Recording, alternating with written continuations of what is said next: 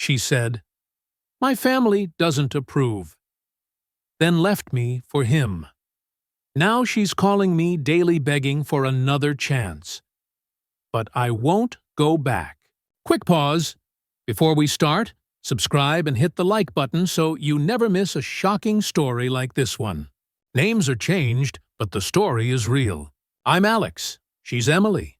And the golden boy everyone adored. David, I met Emily 6 years ago in college. I was on a full scholarship studying engineering from a working-class family. My dad was a mechanic. My mom a teacher. Simple, hard-working people. Emily was from old money. Her family had estates, trust funds, the whole image of perfection. We clicked instantly in literature class. She was smart, funny, and seemed completely unbothered by our differences. For a while, it felt perfect. We went on cheap dates, hikes, food trucks, and spent hours talking about our future. Emily made me feel like I belonged. My background didn't matter. But her family? They never hid their disapproval. From our first holiday dinner at their sprawling estate, I felt it. Her mom, Mrs. Thompson, made passive-aggressive jabs. How quaint that you fix your own car. Our mechanic handles that for us. Her dad grilled me about my career, implying that my engineering job at a mid-sized firm wasn't enough. And David, he was everywhere. A family-approved golden boy, raised in their world since high school. Same schools, same vacations, same connections. I saw him at every gathering, always seated next to Emily. At first, I ignored it. Emily reassured me. It's nothing. I chose you. So, I poured myself into our life together.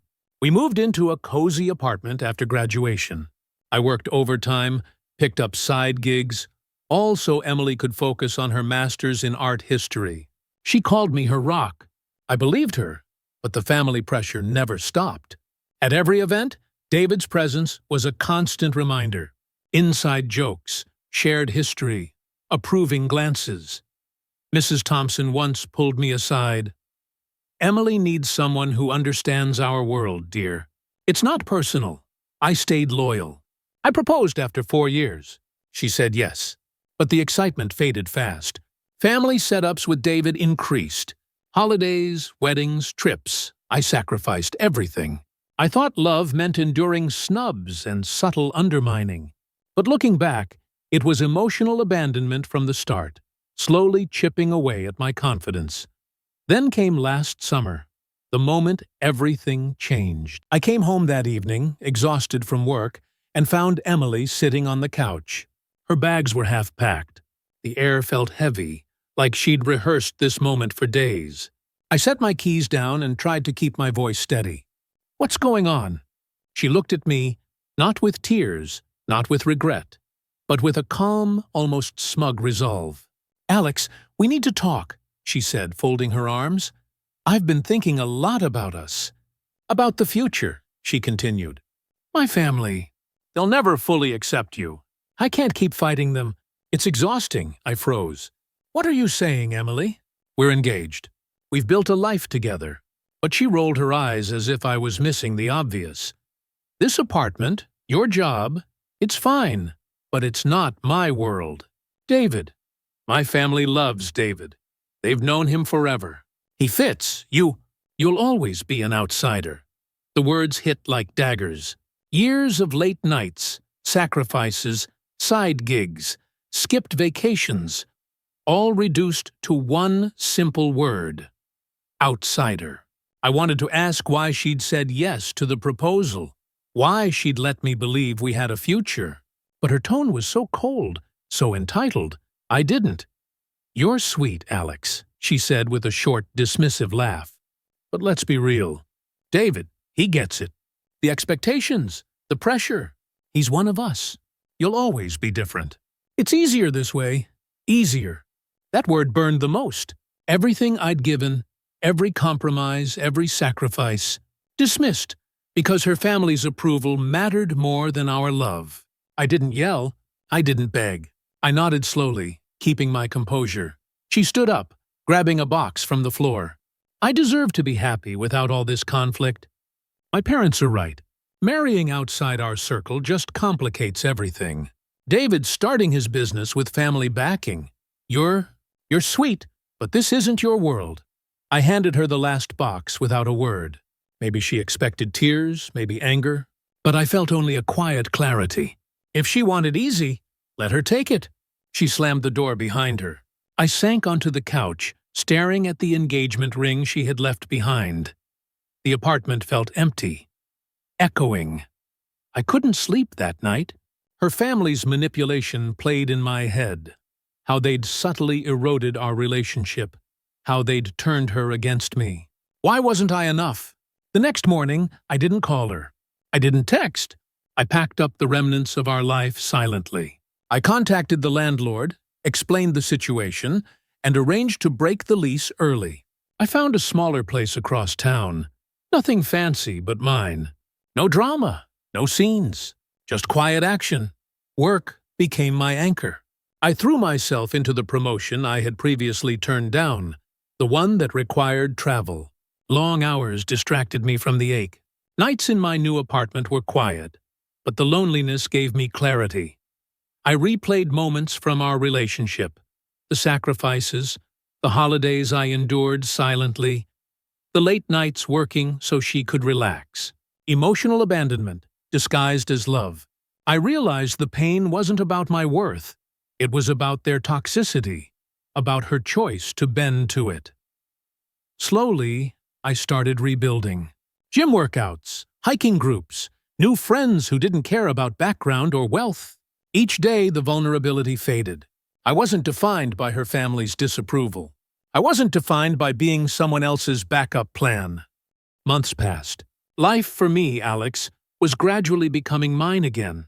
I threw myself into work, explored new cities for business trips, and even started dating casually. No pressure, no expectations, just enjoying my own company. I bought a small house in the suburbs with a little yard. It wasn't extravagant, but it was mine. Earned. Real. Peaceful. Meanwhile, Emily faded from my daily thoughts. But life has a funny way of teaching lessons. Word started trickling in through mutual friends. Emily and David had married quickly. A lavish wedding at the family estate, just like everyone expected. At first, I didn't care. I had moved on. But soon, stories reached me. Small details at first. David wasn't who Emily's family imagined. He quit his half-hearted business attempt, expecting his family's backing to set him up for life. Emily, who chose easy, was suddenly responsible for managing everything: household, bills, family expectations, and David's lack of ambition. I didn't gloat. I simply listened.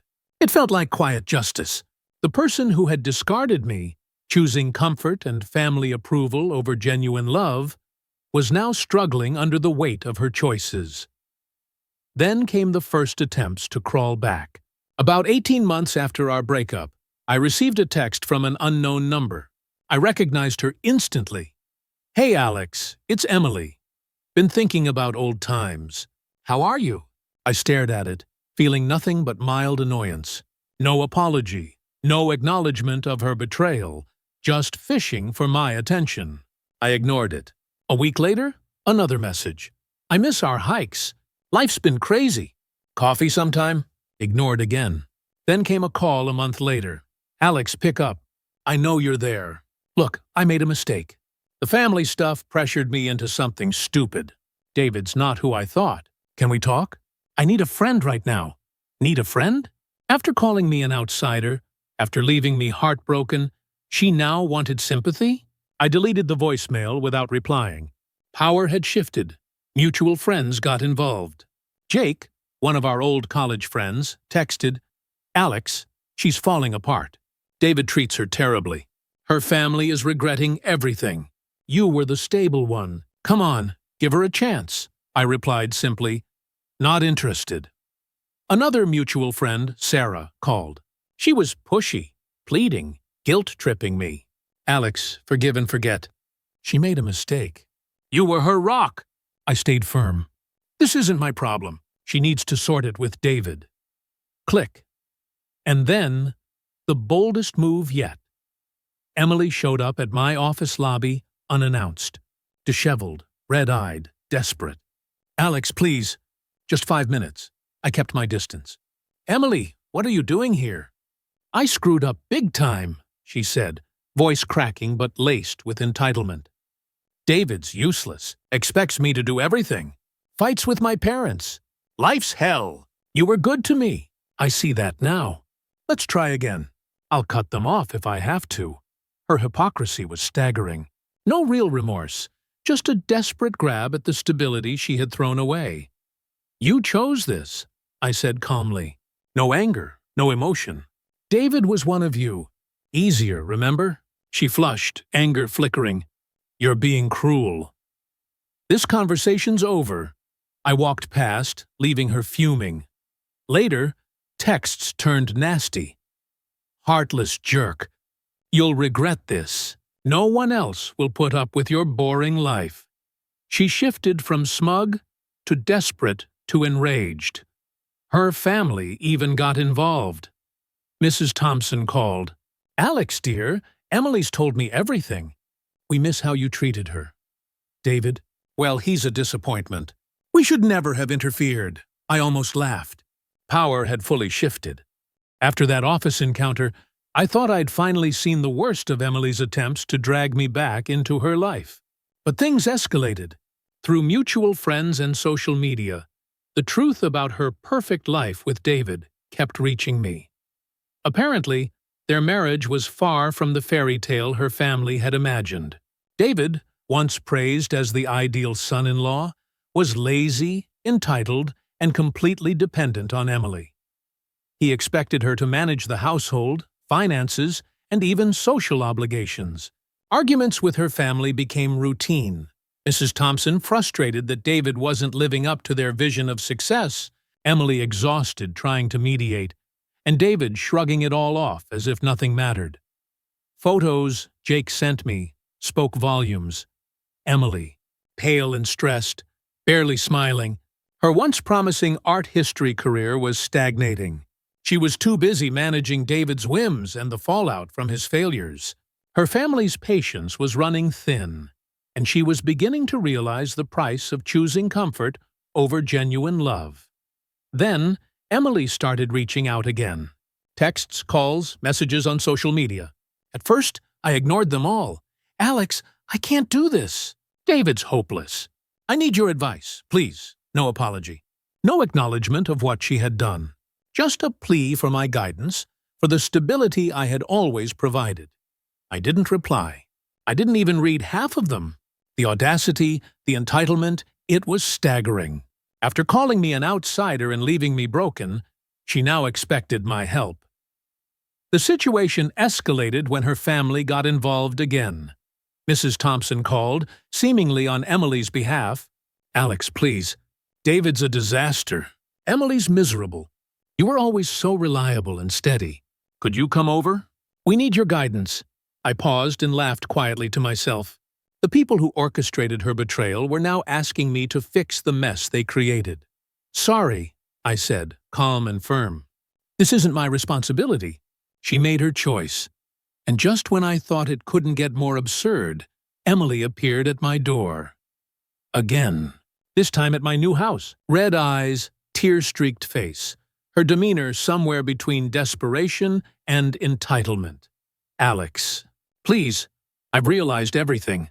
David's a nightmare. I can't take it anymore. You were the one who was good to me. I see that now." Her words, though heartfelt in tone, carried the same manipulative edge as always. No real remorse, no true understanding of what she had done to me, just a demand for the comfort she once had for free. I stepped back, taking in the scene. The person who had dismissed my sacrifices, ignored my love, and prioritized family approval over our relationship was now begging for what she had thrown away. "You chose this," I said evenly. "You chose comfort over love. You can't blame me for your decisions." Emily's expression flickered. Anger, then frustration, then desperate pleading. "I'll cut them off." "I'll leave David. Just, please, give me a chance." "No," I replied calmly. This conversation is over. That was the last time I let her manipulation affect me. I blocked her number, deleted messages, and focused fully on the life I had built. Work, friends, my house, my freedom. It was quiet, peaceful. Every day I spent away from her drama, the happier I became. Meanwhile, her world continued to spiral. The glamorous life she had chased with David was a nightmare of constant frustration and disappointment. And then, a few weeks later, the final piece of karma landed. One of our mutual friends called during my housewarming party. "Alex, you should see them. David's completely useless. Emily's miserable. Your life looks amazing compared to theirs." I leaned back, a small smile forming. I didn't feel satisfaction from gloating. It was just the affirmation that I had escaped toxic choices and built something real on my own terms. By the time my life, Alex's life, was fully my own, I had rebuilt everything she had tried to take away. A promotion at work, a home I could call mine, friends who truly valued me, and the peace that comes from independence. I finally realized that happiness didn't come from pleasing others or enduring constant judgment. It came from making choices that honored me. Emily, however, was still trapped in her own mess. David had not changed. He continued to expect her to handle everything while he lounged around, playing video games or golfing with buddies, treating the family's money and her patience as infinite. Arguments with her parents escalated. Her art history career, which she had once dreamed about, stalled completely. Mutual friends would occasionally whisper updates. She was exhausted, stressed, and lonely. The glamorous, perfect life her family had orchestrated was crumbling fast. And then she tried again. Not subtle this time. Texts, emails, calls, even showing up at my workplace and house. All of them carried the same tone. Desperation masked as remorse. "Alex, please. I know I made a huge mistake. David's useless. I can't take it anymore. You were always steady, reliable. I see that now. Can we talk? I'll cut everyone off. I'll leave him." Each attempt felt like a reminder of her hypocrisy. She had chosen comfort over love, ease over loyalty, family approval over our life together. And now she wanted the stability she had abandoned for her own convenience. I didn't respond. I didn't answer. I didn't even flinch. The person who had hurt me, who had left me broken, was powerless now.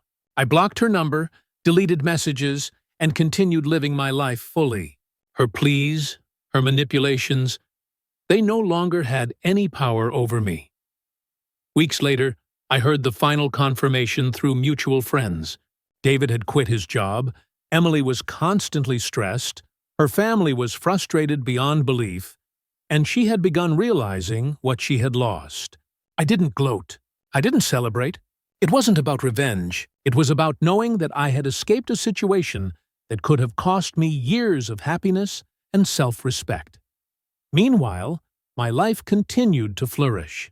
Promotions, new friendships, adventures, even casual dating on my own terms. I finally had the life I wanted, not shaped by others' expectations, but by my own choices. I wasn't just surviving, I was thriving, and that's the lesson I want to share with anyone listening. Never settle for being someone's outsider or backup plan. Never allow others' approval, or the fear of disapproval, to dictate your happiness. If someone truly values you, they'll fight for you, not let you fight for them. As for Emily, David, and her family, their choices are theirs. I've moved on. I've built something real, something solid, and most importantly, something mine.